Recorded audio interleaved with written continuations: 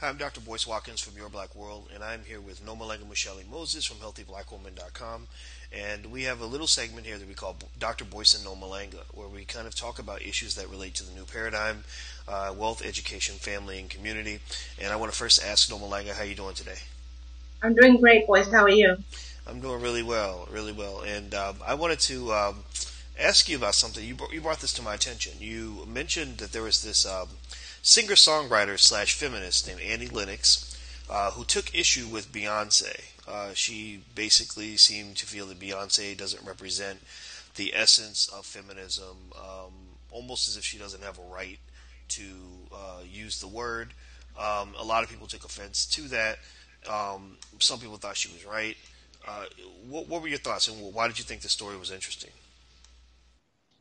When I saw the story, I posted to my personal Facebook page. I said, some woman called Annie. Uh, what did you say her pronunciation of her last name was? I say Lennox, like Lennox Lewis, but Okay. maybe I said it wrong. I hope I didn't. Okay. Annie Lennox said that Beyonce I think she called her cheap, and she said all she does is get undressed and sell sex, and she doesn't deserve to call herself a feminist. And my post said, well, I think this Annie Lennox lady should take a seat. If Beyonce wants to call herself a feminist, she can call herself a feminist, and that's all there is to it. Are you a feminist? Yeah. Oh, okay. Neither am I. Um, well, I thought that was interesting. You saw that at Clutch magazine. There's a writer named Diana Vega who really went pretty hard back at Lennox and really felt that her comments were racial. I'll quote Diana, and she says that this need for white women to police black women's definition and brand of feminism is troublesome, bothersome, and disturbing, she wrote. It does nothing more than widen the chasm that already exists between white and black feminists. What exactly are the depths of feminism Lennox is talking about? How does Beyonce not represent them? And what does Lennox think Beyonce is missing? So that was kind of a pretty scathing response. Where do you think that's coming from, and why do you think she feels that way? Well, I obviously can't speak to her to why she feels that way, but I do think that she makes some very valid points. I do believe that whoever this Annie person is, I've never heard of her up until today. I don't think she gets to monopolize feminism. I don't think anybody gets to. In fact, I think if feminists didn't monopolize it, there'd probably be more feminists. Um, but the thing is, I think we're getting into an age where people want to narrow what it is and actually move it away from what it started out as. And that's been my experience and my observation. I'll give you an example. I think, for instance, this particular case where Beyonce is calling herself a feminist.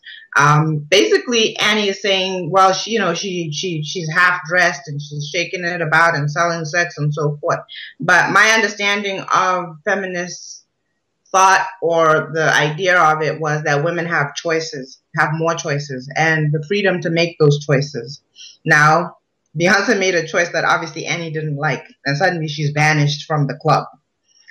Same thing with, I think we might have had a conversation about Janae Rice, who, we may not have agreed with her choice. Again, keyword choice. But she made the choice, and she made the choice that the feminists maybe didn't like. And then again, she's banished from the club. So I wonder if feminism isn't doing the very thing that it's supposed to undo. I think that's a good point. What you brought up about choice, I think, is really interesting because, um, you know, for the longest time, I spent a chunk of my life really feeling like, hey, I'm not a woman, so I don't feel like it's my role to be a feminist per se. But if I were a woman, I would be one. I am completely in support of feminism, and what I found was that when I started seeing that brand of feminism that kind of just goes to that extreme, to the point where outsiders are made to feel uncomfortable. That's when I started to say, "Whoa, I don't think I like this. I don't think this is good for families. It's not good for society." And what I found though was when I talked to some of my friends who also identify themselves as feminists, the ones who would approach ideas with compassion, I guess, I started to say, okay, it sounds like there are just multiple strands of this ideology, Right. and because I said, talking to this feminist makes me feel really good, and but talking to this feminist makes me feel like I'm an evil person if I don't agree with her, and I'm going to be attacked and bullied and oppressed and everything else, and I just thought, and I think that's unfortunate, but I understood it as kind of a manifestation of kind of the hurt that unfortunately so many men have doled out on them. And so what you always want to say is to the ones that are in that category, that extreme category, is, look, we're on the same side. We're all fighting against those men, those bad men that want to do these horrible things to women. Those are my enemies too. And but sometimes you feel that not just all men, but really any outsider, anybody who doesn't align with the ideology precisely the way they envision it, is attacked and almost terrorized, to the point where they feel intimidated. And and so what I'll say is that I don't think we can argue with Beyonce's right to use the word feminist. I mean, she's Beyonce; she's got $1 billion; she can do what she wants. But in fact, she could reshape the whole definition of what it means to be a feminist.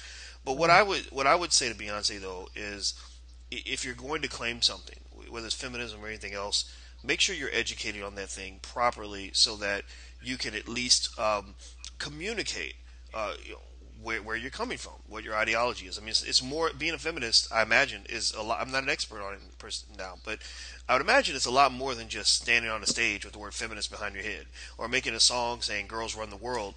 And I think that Lennox does have a point to kind of say, what are you really doing for the cause of women when you are presenting yourself this way to the public?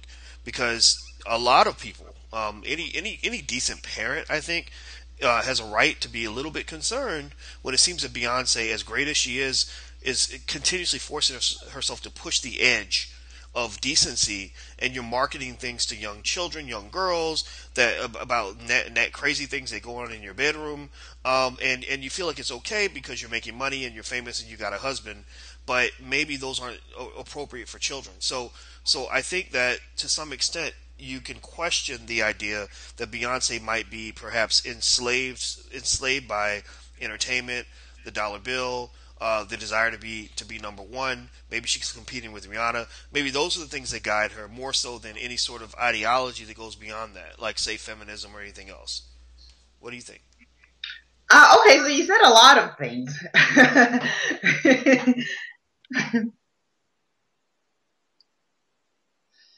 Your audio's turned off, Oh, but oh, sorry about that. Okay. okay.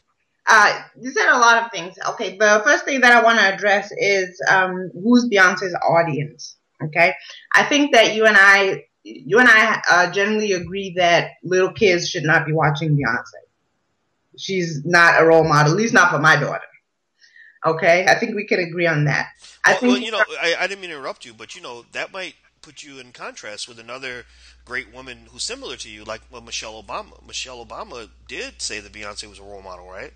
Didn't she say, or was it Barack who said she was a role model for their daughters? But Michelle said, if I could be someone else, I'd be Beyonce. So it is interesting that you have two women that two successful, classy moms, educated moms, like you and say Michelle Obama, who have different perceptions of Beyonce. But please continue. I just had that no. thought. Let me like. I'm not a fan of Beyonce. I think I told you I was on a Facebook conversation about this very topic, and somebody said, "Well, her lyrics says that this, that, and the other." And I said, "Well, actually, no, because I don't really listen to her music. I don't know what her lyrics say. I don't really. I'm not a fan. Although I have nothing against her." But what I was going to respond to, one of the things I was going to respond to is I think we can agree that Beyonce is not a role model, at least not for little girls. I think we can agree on that. I think where our views maybe part ways a little bit is that I think that that's obvious. Mm. And I I think it's up to the parents to police what their children are exposed to. So with that taken care of, does she still have the right to express herself? I think she does. in any way that she chooses. I would also say that I have never seen Beyonce dressed on stage. I would say I've never seen her dressed outside of her performance on the stage, the way she's dressed on stage. In other words, when she's having a day at the mall, she's not wearing those outfits. It's if you take it in its context, apparently now when you perform, that's how you dress. The same thing with, I've made this example time and time again. I've been in pageants and worn a bathing suit and walked across the stage. But beyond that, out of that context, I think my body's private and I keep it that way. Same thing with going to the beach. I might wear a bathing suit at the beach, but again, outside of that specific context, my body's private. So I think we do have to make those distinctions. Is Beyonce a responsible mom? We don't know, but I assume she is. You know, I see enough evidence that she is. She's a wife. I have no reason to think she's not a good wife. So do her and my values align? To some degree, yes. Okay. She's keeping her family together. She looks like a great mom and a great wife, and then she has a career, but her career seems to push the ticket. Okay. So is she exercising her choice to have all those three areas of her life? Actually, yes. And I love that. I love that about her.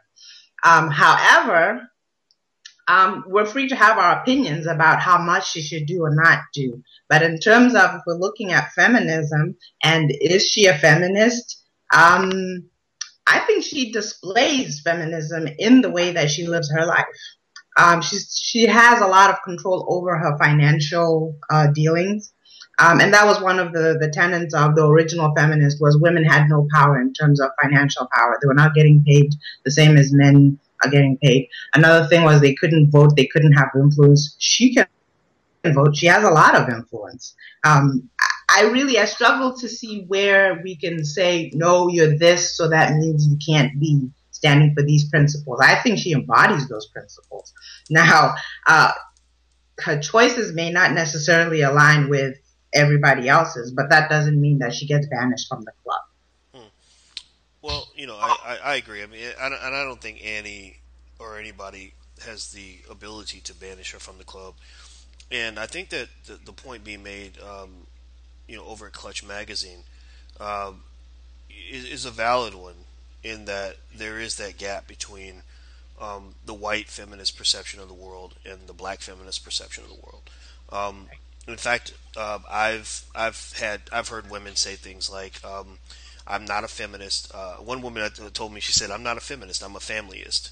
Because I want my family to remain together, which means I'm going to have to make compromises with my husband, sacrifices. Sometimes I'm going to have to take a back seat, and sometimes he's going to take a back seat because that's what a partnership is. It's not me constantly trying to take over the steering wheel and getting offended every time he doesn't allow me to drive the relationship. Friend.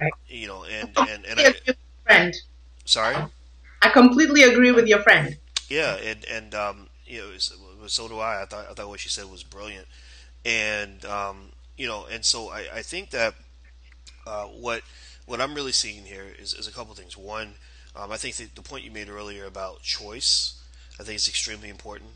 I was really concerned when I saw what some of the white feminists were writing about my open letter to Janae Rice, where I didn't say, Janae Rice, I think you should go stay with Ray.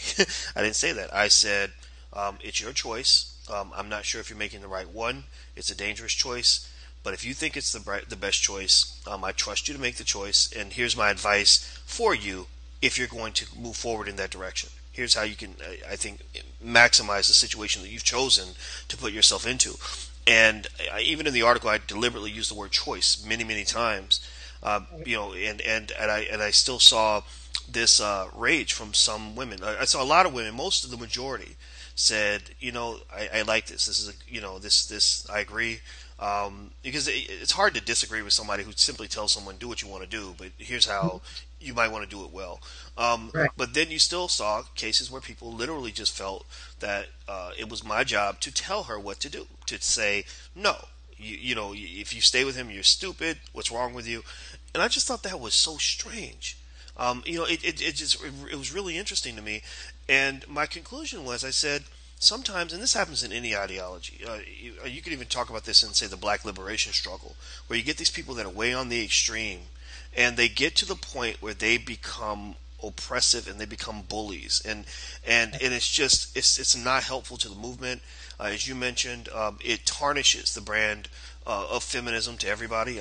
You and I know a lot of people. When you say that word now, they're like, "Ugh, no, stay Yeah, away." no, yeah. And I really think that it might make sense if African American women just create their own brand, their own strand of this, because I argue that the experience of black women is not the same as the experience of white women, and I don't think we should be piggybacking on something that they're doing to solve their issues and allowing them to use our community as puppets to achieve their agenda. I think we should shape our own agenda, no matter who we are. What do you think? I completely agree with you, and we can look at our results in terms of that ideology. If you're going to look at, I'm going to be mindful of how I word this. If you're going to look at the man in your life, or any man who's even remotely in your life, as a possible enemy before you see him as anything else, you're already on the path of destruction. And that's the feeling that I get about a lot of extremism in the feminist world. You know, there's nothing nice being said about men. Absolutely nothing. And if you position yourself that way, I don't see how any good can come from that. However, there are men who are horrible, you know, or have done horrible. I don't even want to make that generalization. There are men who have demonstrated bad behavior, and that behavior needs to stop. And I think that was what feminism was all about in the beginning. That being said, again, the state of Black America, and I've said this before, is actually a state of emergency, in my opinion. It's a state of emergency. There are too many things happening for us to not call it that. If you look at all the killings of the young men, whether they're being killed by police officers or white males or other black males, if you look at the performance of children in schools, just yesterday I put up an article at one of the blogs about how teachers across the board look at young black kids as underperformers before they even demonstrate whether they perform or not. So that's an emergency, because the thing is, once you start thinking that somebody's an underperformer, they're more likely to underperform. And that applies to adults as well. If you start looking at a man as your enemy, he probably will become your enemy. Because why wouldn't he? Because you're going to treat him like one. And even if he resists that image that you're building of him, if you keep treating him in that way, he will become your enemy. So there's no good can come from that.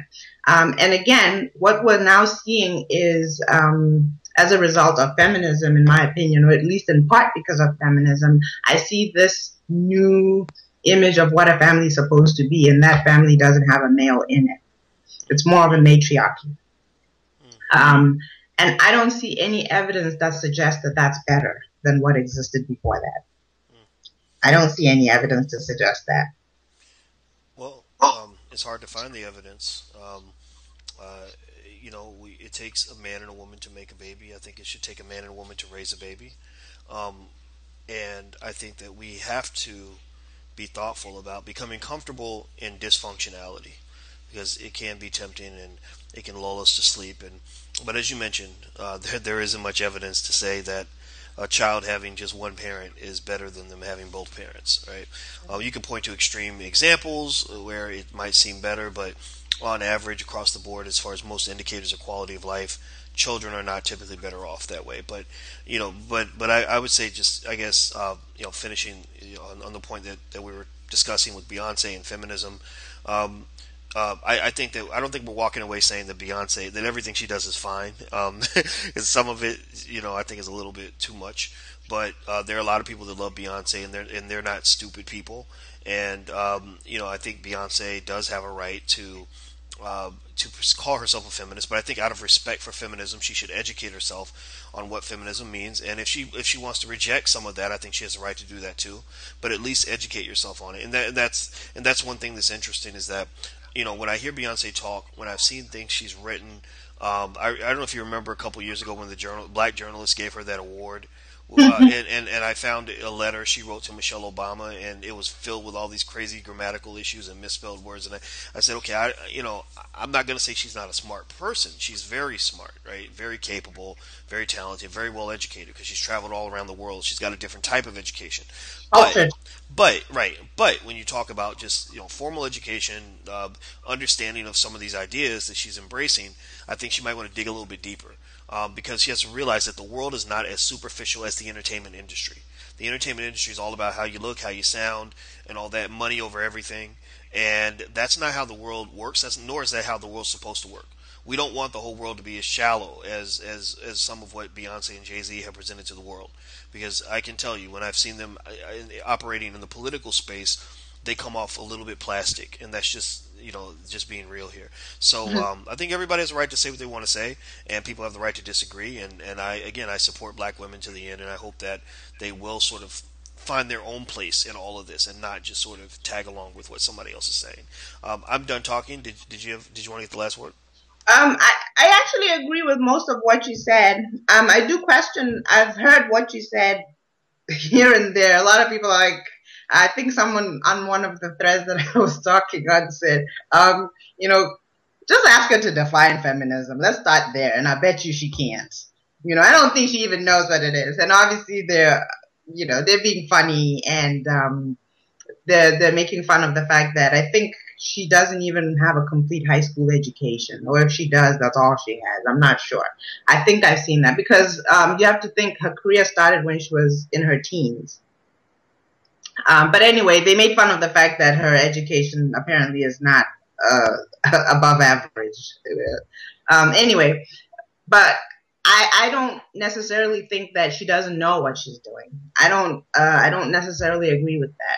I think that she's very aware of what she's doing. I think she's very aware of her message. And I think that a lot of the backlash is not necessarily that she's staggering into this. I think it's more that people disagree with her brand or with the way she chooses to demonstrate her freedom and her choice and so forth. That's what I think. And I have heard her speak recently. I think she did an interview with Oprah, and I listened to her, and that's when a slight shift happened, because I had dismissed her completely. Like I said, I don't even listen to her music. But she did cause me to pause and think, wait, okay.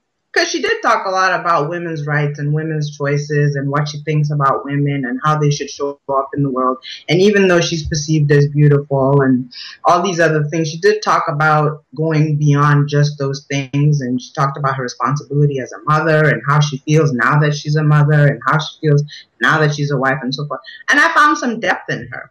But again, it's easier to make fun of her and move her to the side and then say she doesn't belong. I see more of that than people who actually listen to her and hear her ideas. And again, like I've said before and you said before, you'll never catch me on a stage half naked gyrating, okay? That's not going to happen. So clearly her and I make different choices. But again, I respect her right to make her choice.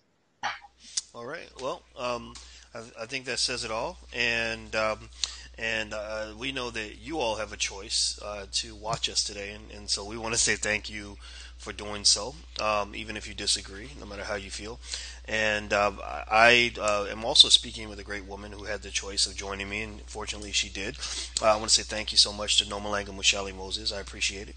Thank you. All right. And everybody, she's at healthyblackwoman.com, and I'm Dr. Boyce Watkins at Your Black World. Until we meet again, please stay strong, be blessed, and be educated. We are gone. Peace.